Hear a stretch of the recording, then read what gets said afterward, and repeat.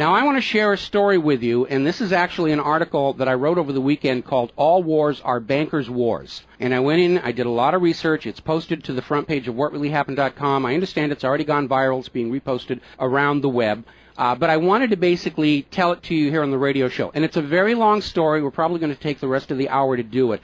But it's something that you need to understand, that all of these wars and assassinations that we're told are crazed lone nut assassins or weapons of mass destruction or bringing democracy, all of them track back to the private central bankers as the initiating event. And the more you study this, the more you will realize all the wars are wars for the bankers, for the private central bankers. And I know a lot of people are going to have difficulty comprehending this, just how many of these wars we have fought as a nation were fought for no other purpose than to force private central banks onto nations that did not want them. So we're going to have a few examples so you understand why at this particular time in history the United States government is mired in so many wars against so many foreign nations. And there's plenty of precedents for this. Now, going back to the beginning, the United States fought the American Revolution primarily over King George III's Currency Act, which forced the colonists to abandon their own government-issued currencies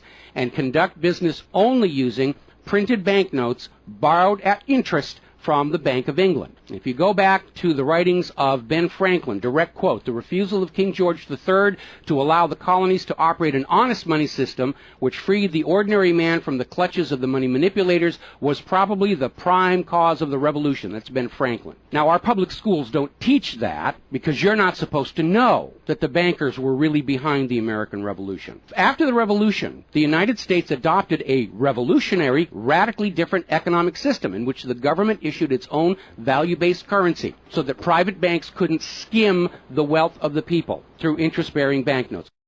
So the American Revolution was fought primarily to free the American people from King George III's Currency Act, which ordered them to conduct all business using printed banknotes borrowed at interest from the Bank of England. So the Bank of England was just, raking in wealth from the labor of the American people in exchange for ink and paper. And that fueled the anger that led to the American Revolution. Your public schools don't spend a lot of time on that, but that was really what it was all about. So the revolution was over, the United States was born, but the private bankers are nothing if not dedicated to their schemes to acquire other people's wealth, and they knew full well how easy it is to corrupt a nation's leaders. Now, just 1 year after Mayor Amschel Rothschild had uttered his infamous, "Let me issue and control the nation's money, and I care not who makes the laws," private bankers succeeded in setting up a new private central bank called the First Bank of the United States, largely through the efforts of the Rothschilds' chief supporter in the United States, Alexander Hamilton. Now, this First Bank of the United States was founded in 1791, and by the end of its 20-year charter, the First Bank of the United States had almost ruined the nation's economy while enriching the bank's owners. As a result, Congress refused to renew the charter and signaled their intention to go back to a state-issued, value-based currency on which the people paid no interest at all to any banker. This resulted in a threat from Nathan Mayer Rothschild against the U.S. government. Quote, "Either the application for renewal of the charter is granted, or the United States will find itself involved in a most disastrous war." End quote. Congress still refused to renew the charter for the First Bank of the United States, whereupon Nathan Mayer Rothschild railed, quote, "Teach those impudent Americans a lesson. Bring them back to colonial status." End quote. Financed by the Rothschild-controlled Bank of England, Britain then launched the War of 1812 to recolonize the United States and force them back into the slavery of the Bank of England's banknotes, or to plunge the United States into so much debt they would be forced to accept a new private central bank. And the plan worked. Even though the United States won the War of 1812, Congress was forced to grant a new charter for yet another private bank, issuing the public currency as loans at interest, the Second Bank of the United States. Once again, private bankers were in control of the nation's money supply and cared not who made the laws or how many British or American soldiers had to die for it. So once again, the nation was plunged into debt, unemployment, poverty by the predations of the private central bank, and in 1832, Andrew Jackson successfully campaigned for his second term as president under the slogan, "Jackson and no bank." True to his word, Jackson succeeded in blocking the renewal of the charter for the Second Bank of the United States of America. And this was where that famous quote came from Andrew Jackson. Quote, "Gentlemen, I too have been a close observer of the doings of the Bank of the United States. I have had men watching you for a long time, and I am convinced that you've used the funds of the banks to speculate in the breadstuffs of the country. When you won, you divided the profits amongst you, and when you lost, you charged it to the bank. You tell me that if I take the deposits from the bank and annul the charter, I shall ruin 10,000 families. That may be true, gentlemen, but that is your sin. Should I let you go on, you will ruin 50,000 families, and that would be my sin. You are a den of vipers and thieves. I've determined to rout you out, and by the eternal God, I will rout you out.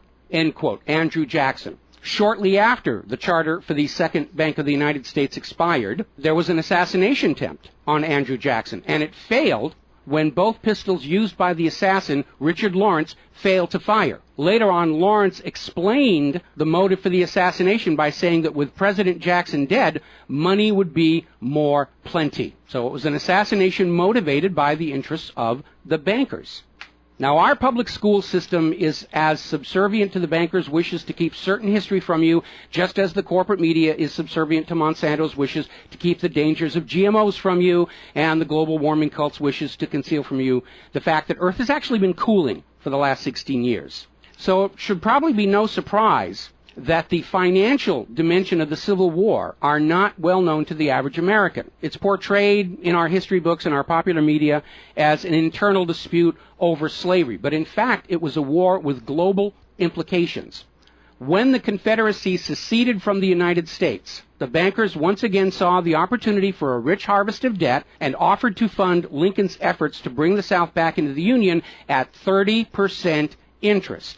Lincoln remarked that he would not free the black man by enslaving the white man to the bankers, and using his authority as president, issued a new government currency, the greenback. This was a direct threat to the wealth and power of the central bankers, who quickly responded. This is a quote from the London Times following Lincoln's issuance of the greenbacks. Quote, "If this mischievous financial policy, which has its origin in North America, shall become indurated down to a fixture, then that government will furnish its own money without cost. It will pay off debts and be without debt. It will have all the money necessary to carry on its commerce. It will become prosperous without precedent in the history of the world. The brains and wealth of all countries will go to North America. That country must be destroyed, or it will destroy every monarchy on the globe."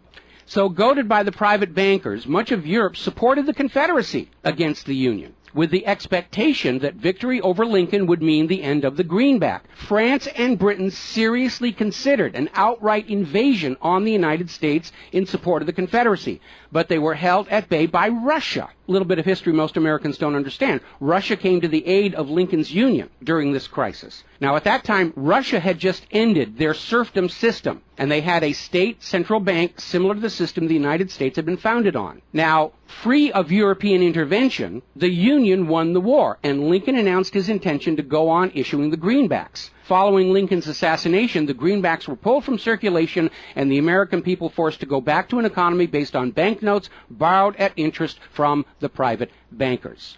So finally, in 1913, the private central bankers of Europe, in particular the Rothschilds of Great Britain, the Warburgs of Germany, met with their American financial collaborators on Jekyll Island, Georgia, to form a new banking cartel with the express purpose of forming the Third Bank of the United States, with the aim of placing complete control of the United States money supply once again under the control of private bankers. Owing to hostility over the previous banks of the United States, the name of this third bank was changed to the Federal Reserve, in order to grant the new bank a quasi-governmental image. But in fact, it is a privately owned bank. It's no more federal than Federal Express. In fact, last year, the Federal Reserve successfully rebuffed a Freedom of Information lawsuit by Bloomberg News on the grounds that as a private banking corporation, and not actually a part of the U.S. government, the Freedom of Information Act did not apply to the operators of the Federal Reserve. So 1913 proved to be a transformative year for the nation's economy. First, with Congress' passage of the 16th Income Tax Amendment and the false claim it had been ratified. Here's another direct quote. "I think if you were to go back and try and find and review the ratification for the 16th Amendment, which was the internal revenue, the income tax, I think if you went back and examined that carefully, you would find that a sufficient number of states never ratified that amendment," end quote. That's U.S. District Court Judge James C. Fox in Sullivan versus United States, 2003. Later that same year, 1913, and apparently unwilling to risk another questionable amendment, Congress passed the Federal Reserve Act over the Christmas holiday in 1913 while members of Congress opposed to the measure were at home. This was a very underhanded deal, as the Constitution explicitly vests Congress with the authority to issue the public currency, does not authorize its delegation, and thus would have required a new amendment to transfer that authority to a private bank. But pass it, Congress did, and President Woodrow Wilson signed it as he promised the bankers he would in exchange for generous campaign contributions. Now, President Wilson later regretted that decision. You've probably heard this quote before, but you're going to get it again. Quote, "I am a most unhappy man. I have unwittingly ruined my country. A great industrial nation is now controlled by its system of credit. We are no longer a government by free opinion, no longer a government by conviction and the vote of the majority, but a government by the opinion and duress of a small group of dominant men." That was Woodrow Wilson writing in 1919.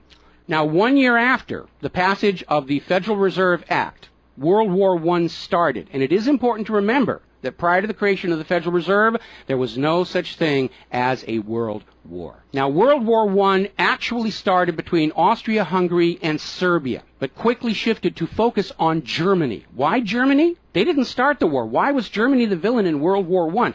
Well, the real reason was their industrial capacity was seen as an economic threat to Great Britain. Great Britain's pound was already in decline at the time because too much economic emphasis was on banking and finance, and not enough was on agricultural development, industrial development, and infrastructure. It's very much like the situation we have in the United States right now. All the financial operatives, they want to play the Wall Street games, and other parts of the economy are being neglected. We've lost a great deal of our manufacturing.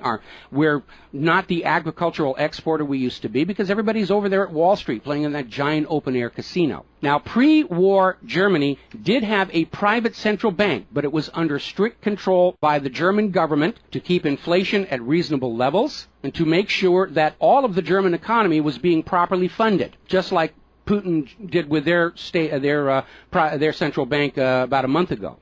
Under government control by the German government, investment was guaranteed to internal economic development, and as a result, Germany had become a major manufacturing technological power. They were exporting products that Great Britain could not compete with. So in the media of the day, Germany was portrayed as the main opponent of World War I. And not just defeated, it was flattened. Now, following the Treaty of Versailles, Germany was ordered to pay the war costs of all the participating nations, even though Germany had not started that war. This amounted to 3 times the value of all of Germany itself. Germany's private central bank, to which the German government had gone deeply into debt to pay the cost of the wars, was allowed to break free of government control. That led to the massive inflation of the Weimar Republic, followed, permanently trapping the German people in endless debt. And money speculators were running rampant, and it led to these situations where you had literally a whole basket full of paper notes to get a loaf of bread. Now, when the Weimar Republic collapsed economically, it opened the door for the National Socialists to take power.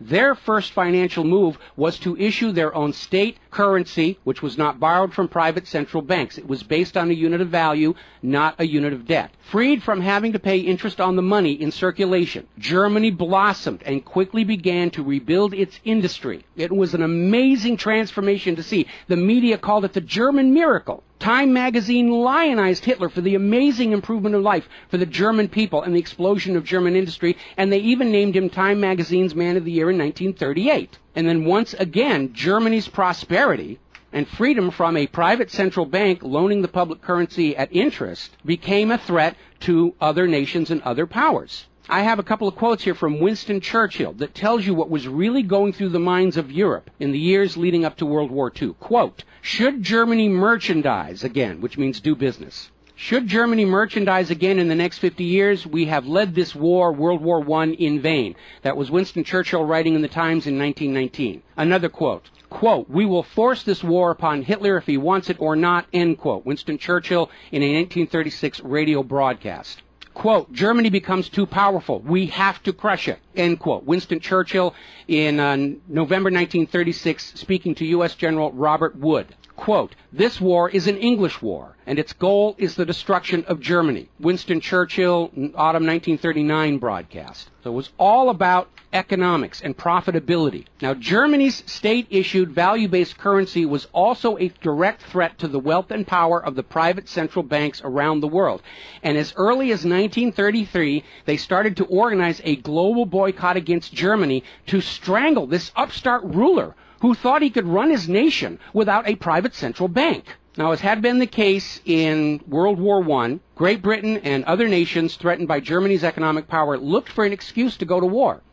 And as public anger in Germany grew over the boycott, Hitler foolishly gave them that excuse. Years later, in a spirit of candor, the real reasons for the war were made clear. Quote, "The war wasn't only about abolishing fascism, but to conquer sales markets. We could have, if we had intended so, prevented this war from breaking out without doing one shot, but we didn't want to." End quote. Winston Churchill to Harry Truman, March 1946. One more quote here. Quote, "Germany's unforgivable crime before World War II was its attempt to loosen its economy out of the world trade system and to build up an independent exchange system from which the world finance couldn't profit anymore. We butchered the wrong pig." End quote. Winston Churchill writing in his book, The Second World War. Now, a little side note. We're going to actually step back in time to the years before World War II. A little bit of history a lot of Americans are still completely unaware of. And it involves a gentleman by the name of Marine Corps Major General Smedley Butler. In 1933, Wall Street bankers and financiers had bankrolled the successful rise to power of Hitler and Mussolini. Brown Brothers Harriman in New York, and they're still there. I saw them when I was there for the 9/11 anniversary. They were financing Hitler right up to the day war was declared with Germany. And these Wall Street financiers decided that a fascist dictatorship in the United States, based on the one Mussolini had in Italy, was going to be far better for their business interests than Roosevelt's New Deal, which threatened massive wealth redistribution to recapitalize the working and middle classes of America. So the Wall Street tycoons recruited General Butler to lead the overthrow of the U.S. government and install a Secretary of General Affairs who would be answerable to Wall Street and not the people, would crush social unrest and shut down all the labor unions. General Butler pretended to go along with the scheme, but then exposed the plot to Congress. So they recruited Marine Corps Major General Smedley Butler to lead this coup d'etat because Butler was very popular with the soldiers, and his image as part of this move would help convince the military this was the right thing to do. Now, to his credit, Major General Smedley Butler, remembering his oath to the Constitution, pretended to go along with the scheme, but then exposed the plot to the United States Congress. Congress, then as now in the pocket of Wall Street bankers, refused to act. When Roosevelt learned of the planned coup, he demanded the arrest of the plotters, but the plotters simply reminded Roosevelt that if any one of them were sent to prison, their friends on Wall Street would deliberately collapse the still fragile U.S. economy and blame Roosevelt for it. So Roosevelt was unable to do anything about this attempted coup d'etat until the start of World War II, at which time he prosecuted many of the plotters under the Trading with the Enemy Act. Now, mostly it was glossed over. Oh, it's just a rumor, unfounded. It's wacko conspiracy theory. But in 1967, the congressional minutes of Smedley Butler's revelation to Congress of the coup were finally released to the public. You ever see this movie 7 Days in May, Kirk Douglas and Burt Lancaster, about an attempted military takeover of the United States of America? It was based loosely on this story. But of course, in the movie, the bankers being behind the Burt Lancaster character was completely removed from the script here. Now, Smedley Butler is also famous for writing a work called War is a Racket. And I would like to read you a quote from that. Quote, "I spent 33 years and 4 months in active military service as a member of our country's most agile military force, the Marine Corps. I served in all commissioned ranks from second lieutenant to major general. And during that period, I spent more of my time being a high-class muscle man for big business, for Wall Street, and for the bankers. In short, I was a racketeer, a gangster for capitalism.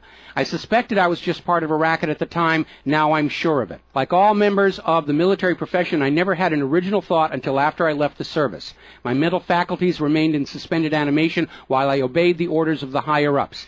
This is typical with everyone in the military service. Thus, I helped make Mexico and especially Tampico safe for American oil interests in 1914. I helped make Haiti and Cuba a decent place for the national International City bank boys to collect revenues in. I helped in the raping of half a dozen Central American republics for the benefit of Wall Street. The record of racketeering is long. I helped purify Nicaragua for the International Banking House of Brown Brothers in 1909 through 1912.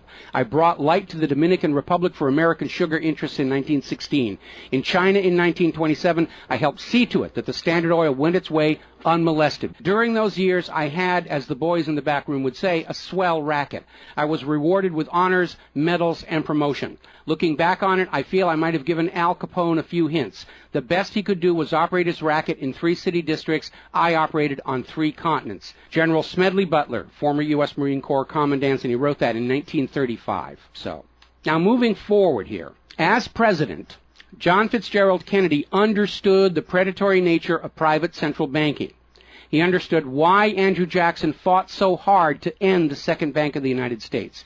So Kennedy wrote and signed Executive Order 11110, which ordered the U.S. Treasury to issue a new public currency called the United States Note. Now, Kennedy's United States notes were not borrowed from the Federal Reserve. They were created by the U.S. government and backed by the silver stockpiles held by the U.S. government. It represented a return to the system of economics the United States had been founded on, and it was perfectly legal for Kennedy to do so under the Constitution. All told, some $4.5 billion went into the public circulation, which eroded interest payments to the Federal Reserve and loosened their control over the nation. 5 months after signing Executive Order 11110, John F. Kennedy was assassinated in Dallas, Texas, and the United States notes pulled from circulation and destroyed. Following Kennedy's assassination, John J. McCloy, president of the Chase Manhattan Bank and president of the World Bank, was named to the Warren Commission. Now, I don't care how good a banker he is. He's not qualified to be investigating a murder, which is what we were told the Warren Commission was all about, to get the truth of the assassination. But we all know that the Warren Commission was there to cover up what was going on, and obviously we can presume safely that John J. McCloy's presence on the Warren Commission was to make sure the American public never got even a hint of the financial dimensions behind the assassination. So, as we enter the 11th year of what I am certain future history will most certainly describe as World War III, we need to examine the financial dimensions behind all these wars. Why are we here? Why are our children being killed and crippled? Is this another war for the profit of the private central bankers? And the answer is yes. Now, toward the end of World War II, when it became obvious that the Allies were going to win and dictate the post-war political environment, the major world economic powers met at Bretton Woods, a luxury resort in New Hampshire, in July of 1944, and they hammered out the Bretton Woods Agreement for International Finance. The British pound lost its position as the global trade and reserve currency to the U.S. dollar. There are indications this was part of the price demanded by Roosevelt in exchange for the U.S. entry into the war. Now, absent the economic advantages of being the world's go-to currency, Britain was forced to nationalize their Bank of England in 1946. The Bretton Woods Agreement, ratified in 1945, in addition to making the dollar the global reserve and trade currency, obligated the signatory nations to tie their currencies to the dollar. The nations that ratified Bretton Woods did so on 2 conditions. The first was that the Federal Reserve would refrain from overprinting the dollar, basically as a means to loot real products and produce from other nations in exchange for ink and paper. It basically was an imperial tax imposed by the U.S. economic system on the rest of the world. That assurance of no overprinting was supposedly backed up by the second requirement, which was that the U.S. dollar would always be convertible back to gold by the U.S. government at $35 an ounce. Now, of course, the Federal Reserve, being a private bank and not answerable to the U.S. government, did in fact start overprinting paper dollars, which were sent to other nations around the world, and under Bretton Woods, they had to send back products and produce and raw materials at full value. And much of the perceived American prosperity of the 1950s and 60s was the result of these foreign nations having to send real raw materials, goods, produce, back to the United States in exchange for these little pieces of paper with ink all over them, because they were forced to accept these paper notes as being worth $35 per ounce of gold. Then in 1970, France started looking at this huge pile of printed paper notes sitting in their bank vaults. for which real French products like wine and cheese had been traded, and it notified the United States government that they would exercise their option under Bretton Woods to return all those paper notes for gold at the agreed-upon $35 per ounce exchange rate. The problem was the United States had nowhere near the gold to redeem all those paper notes. So on August 15, 1971, Richard Nixon temporarily, nudge, nudge, wink, wink, say no more, suspended gold convertibility of the U.S. Federal Reserve notes. This Nixon shock, as it was termed at the time, effectively ended Bretton Woods, and many global currencies started to delink from the U.S. dollar. And it created another problem because the United States had been collateralizing their loans, money borrowed from other governments and foreign investors, with the American nation's gold reserves. And with the awareness that there wasn't enough gold to redeem all the Federal Reserve notes, lenders to the U.S. were starting to wonder, did the U.S. government have enough gold to collateralize their outstanding debts? Foreign nations began to get very nervous about the loans to the United States, and they were understandably reluctant to loan any additional money without some form of collateral. So what Richard Nixon did is he founded the environmental movement with the EPA and its various programs like wilderness zones and roadless areas and heritage rivers, wetlands, and all these other little different programs which all took vast areas of public lands and made them off limits to the American people, who are technically the owner of all those lands. But Nixon had no concern for the environment, and the real purpose of this land grab, under the guise of the environment, was to pledge those pristine lands and their vast mineral resources as collateral on the outstanding national debt. The multitude of all these different programs was simply to conceal the scale of the land grab and collateralization of the American people's heritage. And it actually today covers almost 25% of the entire nation, is now locked up by these EPA programs and pledged as collateral on government borrowing. Now, with open lands, available lands for collateralization already in short supply, the U.S. government embarked on a new program to shore up sagging international demand for the dollar.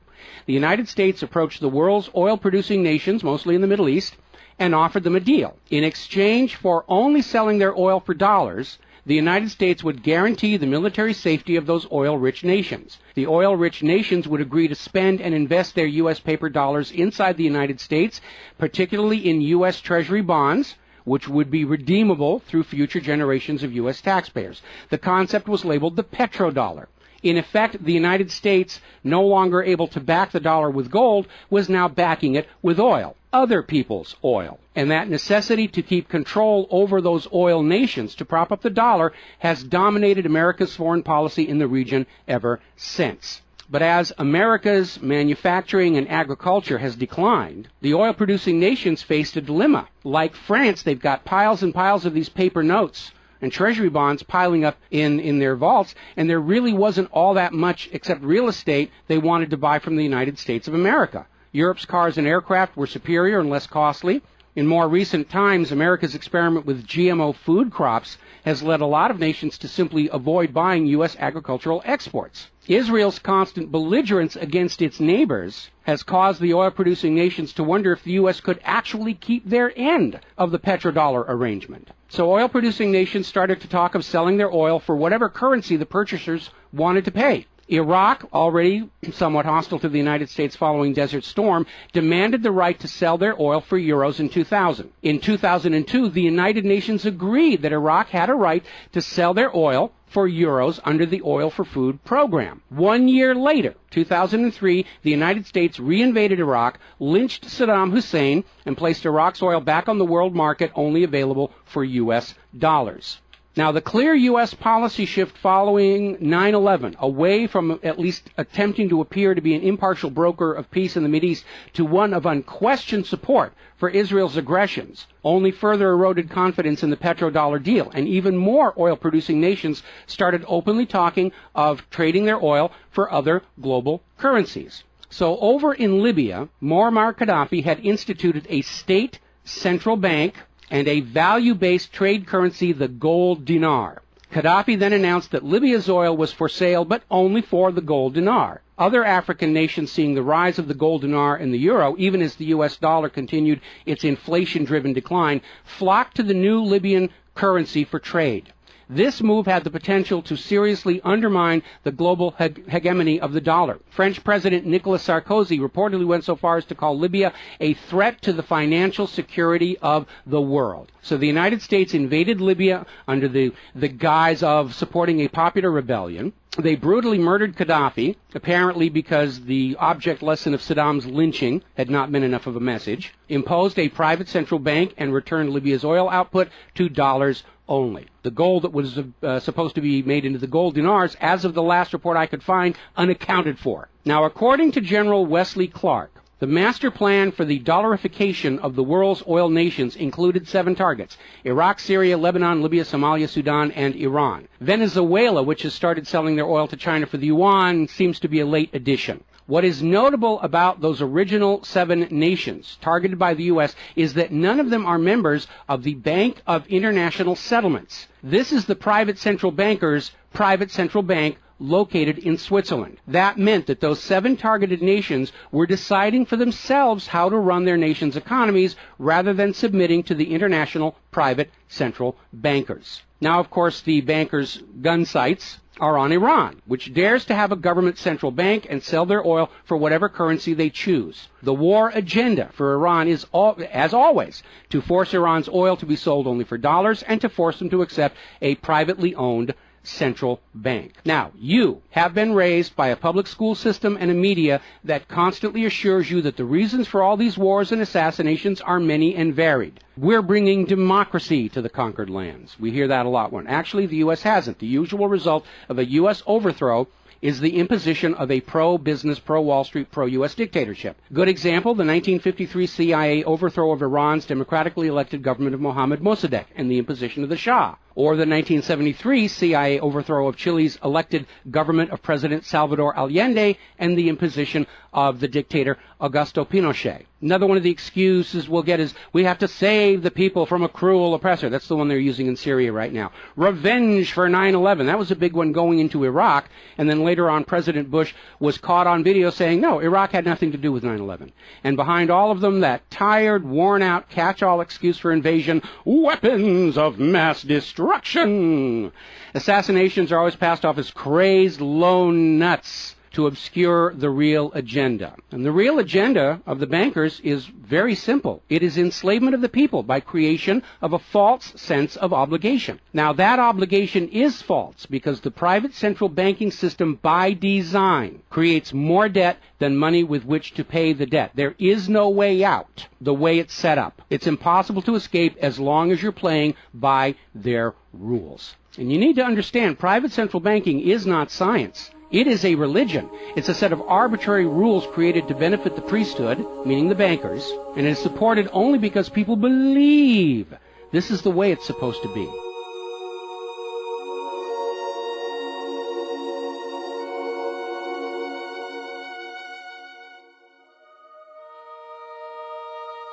It is a religion. It's a set of arbitrary rules created to benefit the priesthood, meaning the owners of the private central banks. The fraud persists with often lethal results only because the people are brainwashed into believing that this is the way life is supposed to be, and no alternative exists or should even be dreamt of. Now, this same approach, the same brainwashing, was true of 2 earlier systems of enslavement, rule by divine right and slavery, both systems built to trick people into obedience, and both now recognized by modern civilization as illegitimate. So now we are on the verge of a new era in history where we will recognize that rule by debt, rule by private central bankers issuing the public currency as a loan at interest is equally illegitimate. It only works as long as people allow themselves to believe that this is the way life is supposed to be. But you need to understand something that's the core of the issue. Private central banks do not exist to serve the people, the community, or the nation. Private central banks exist to serve their owners, to make them rich beyond the dreams of Midas, and all for the cost of ink, paper, and the right bribe to the right official, and the occasional assassination. But behind all these wars and all these assassinations, the 100 million plus horrible deaths from all of these wars, lies a single policy of financial dictatorship. The private central bankers only allow rulers to rule, only on the promise that the people of a nation be enslaved to the private central banks. Rulers who do not go along with that will be killed, their nation invaded by those other nations still enslaved to the private central banks. The bankers themselves don't fight these wars. Their children are not in these wars. A nation tries to break free of the private central bankers like Libya. All the other nations under the bankers' control pile on and destroy them. This so-called clash of civilizations you are being told about by the corporate media, it's really a war between banking systems, with the private central bankers forcing themselves onto the rest of the world, no matter how many millions must die for it. The constant hate-mongering against Muslims you see in the corporate media lies in a simple fact. Like the ancient Christians, prior to the Knights Templars, Muslims forbid usury or the lending of money at interest because they saw in ancient times, like Rome, how these banking practices could destroy an entire society. And that is the reason our government media insists that Muslims have to be hated and killed and converted. They refuse to submit to currencies loaned at interest. They refuse to be debt slaves. That makes them a threat to the natural order of the world, the new world order of global fascist dictatorship. So, off to war your children must go to spill their blood for the money junkies' gold. We barely survived the last 2 world wars. Now we're going into the third one in the nuclear bioweapon age. That is very dangerous. We have to ask ourselves, are the private central bankers willing to risk incinerating the whole planet to feed their greed? Apparently so. You as parents, as siblings, as spouses, need to ask yourself, do you really want to see your loved ones in uniform, killed and crippled, all for a bank balance sheet? But the whole point of this article, the whole point of what I'm sharing with you today, and this is all history, you can go out and hunt it down for yourself. Behind all the flag waving, behind all the propaganda, behind the crazed lone nut assassins, weapons of mass destruction, all of the modern wars this nation have fought are wars by and for the private bankers, fought and bled for by third parties unaware of the true reason they're expected to gracefully accept being killed and crippled for. And the process is quite simple. We've explained it before on this show. As soon as the private central bank issues its currency as a loan at interest, the public is forced deeper and deeper into debt. When the people are reluctant to borrow anymore, that's when the Keynesian economists demand the government borrow more to keep the pyramid scheme working. When both the people and the government refuse to borrow anymore, that is when the large wars get started, to plunge everyone even deeper to debt to pay for the war, and then after the war to borrow even more to rebuild. And when these horrible wars are over, the ordinary people have basically what they had before the war, except their graveyards are a lot larger, and everyone is in debt to the private bankers for the next century. That is why Brown Brothers Harriman in New York was funding the rise of Adolf Hitler, because war is the bankers' richest harvest. We all need to recognize this is what all these wars have been about. Private central banking, enlarging their domain, imposing their will on nations that do not want it, imposing their system on the rulers of nations who do not want it. Bribery, blackmail, assassination, they will do anything to maintain their stranglehold on the productivity of the world's people. And as long as private central banks are allowed to exist, inevitably, as the night follows the day, there will be poverty, hopelessness, millions of deaths in endless world wars until the earth itself is sacrificed in flames to Mammon. The path to true world peace lies in the abolishment of all private central banking everywhere and a return to the state-issued, value-based currencies that allow nations and people to become prosperous through their own labor and development and efforts. Now, I mentioned the Knights Templars. Prior to the Knights Templars, Christianity, like Islam, forbade usury because Christianity, much of Orthodox Christianity, came out of Rome, and they had seen firsthand what debt-based economies do, even to the Roman Empire. They'd seen it firsthand, so they had a ban on usury. And the Knights Templars were able to basically either bribe or blackmail the Pope to get a special dispensation that allowed them to rent money, is what they called it. They didn't call it usury, they called it renting money. A lot of modern predatory banking practices were pioneered by the Knights Templars. And they plunged Europe into hopelessly unpayable debt until finally French King Philip IV, otherwise known as Philip the Fair, did the only solution he could do, because he understood as long as you believed in the rules of the bankers, as long as you played by the rules they created to serve themselves, you are hopelessly trapped. And so Philip thought outside the box, and I know he's demonized for it, but in looking at the history of the Templars, it was his last resort. He sent messages to all of the regions in France, secret orders on the same time, in the same moment, on the same day. All of the Templars were arrested, and their commanderies, which is what they called their banks, were broken into, looking for looted wealth. They didn't find a lot of it. It was a paper empire, just like the Federal Reserve is. It's all based on paper. There's nothing of any real value there. It's all paper notes. And he sent the Templars to prison and execution, except for Scotland and Portugal, where the Pope and King Philip IV really didn't have a lot of control. I think that the governments of the world, looking at the situation, looking how close we are to seeing this current world conflict emerge into a full-blown global thermonuclear war, that maybe they need to start thinking about the wisdom of King Philip the Fair and say it's time to simply grab all these private central bankers all at the same time so they can't simply skedaddle from one nation to another and come back and try the same thing again, as they will inevitably do, because these people are addicts. They're hopelessly addicted to other people's money. That's why we call them money junkies. When we see somebody who's addicted to cocaine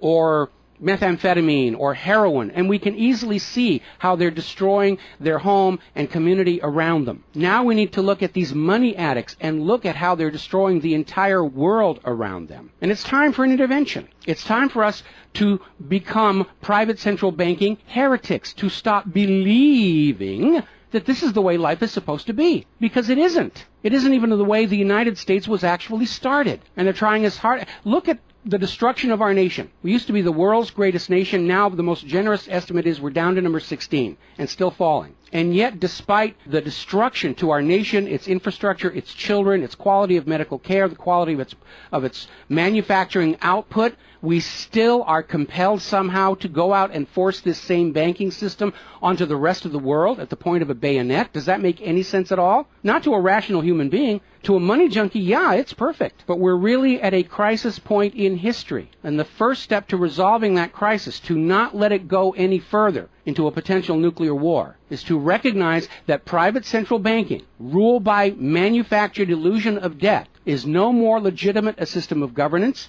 than rule by divine right or rule by slavery. We all need to recognize the true cause of all the pain and suffering and wars. It's not the terrorists, it's not Al-Qaeda. These are just distractions and set pieces put in front of your eyes so you can't see the very clear pattern behind much of modern human history. It's a war of banking systems, with the predatory private central banks seeking to eradicate any nation and any ruler that would dare try and operate their economy outside the control of the private central bankers. That's the real cause for the war. Is it something you're willing to fight and die for, to support these private central bankers? Is it something you're willing to let your sons and daughters and brothers and sisters be blown to bloody bits for, so the money junkies can have their latest fix, just a little tiny bit more gold or a little larger number on the bottom of that brokerage statement, so they can have today's thrill, their fix of money that is bought with the blood of your children? I don't think so. But the time has come to point out what really is the cause of all causes behind all the wars and suffering